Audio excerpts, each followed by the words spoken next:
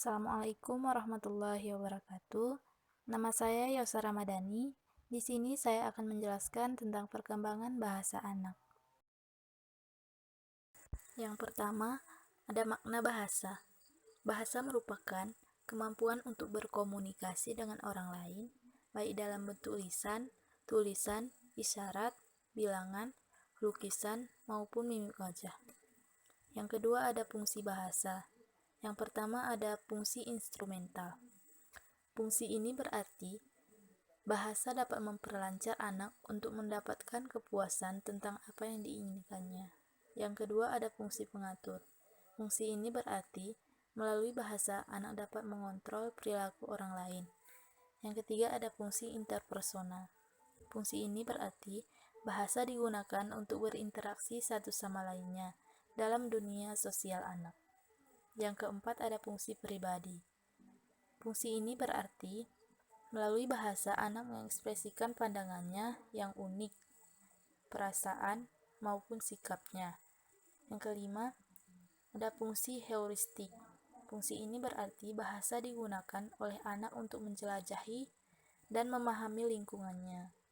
Yang keenam, ada fungsi imajinasi. Fungsi ini berarti bahasa memperlancar anak untuk lari dari realitas dan masuk ke dunia buatannya. Dan yang ketujuh, ada fungsi informatif.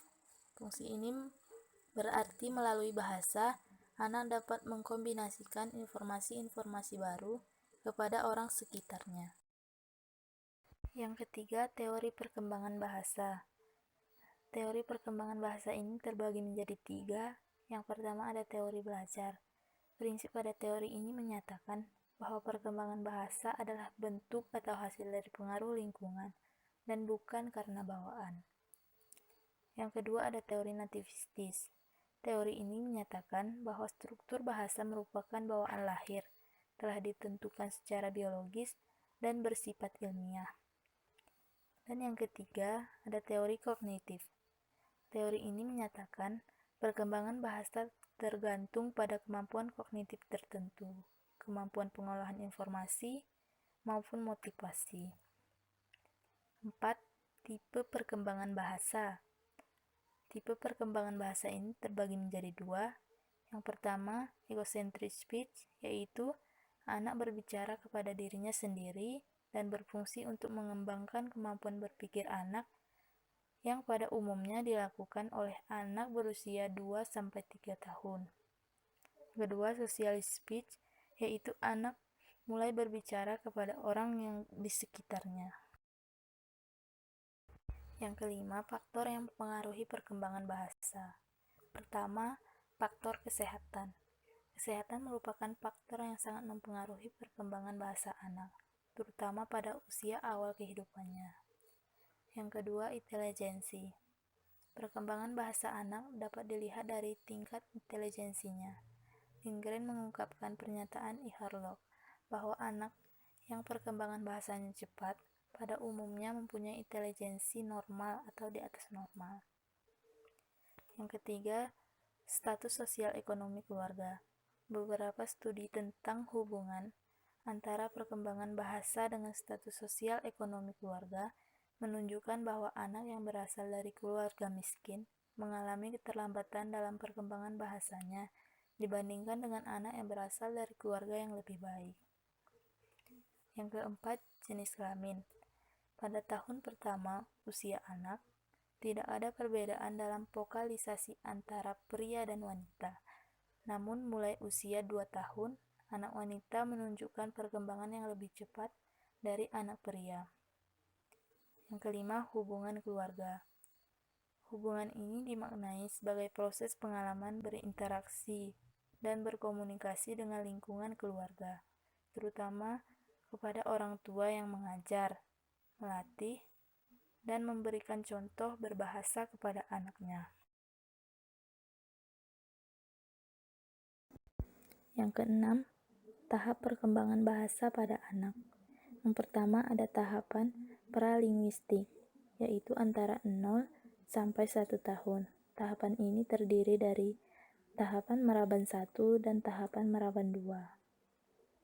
Pada tahapan meraban 1 ini, dimulai dari bulan pertama hingga bulan ke-6, di mana anak akan mulai menangis, tertawa, dan menjerit.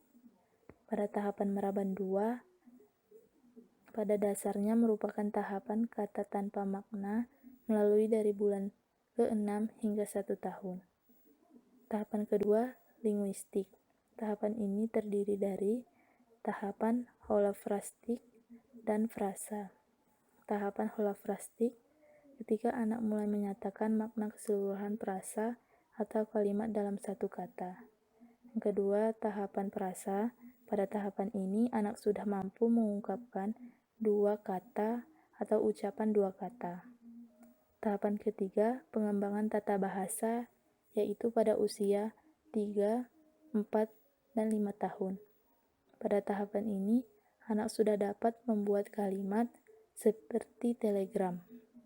Dan yang tahapan keempat, tata bahasa menjelang dewasa, yaitu umur 6-8 tahun. Tahapan ini ditandai dengan kemampuan yang mampu menggabungkan kalimat sederhana dan kalimat yang kompleks. Yang ketujuh, aspek-aspek perkembangan bahasa anak.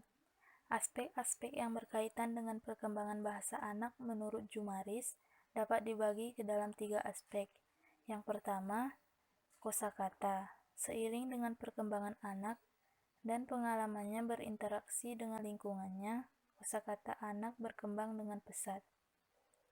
Yang kedua, sintaksis atau tata bahasa.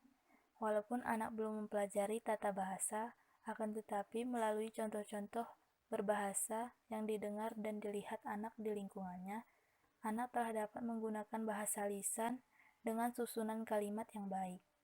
Yang ketiga, semantik.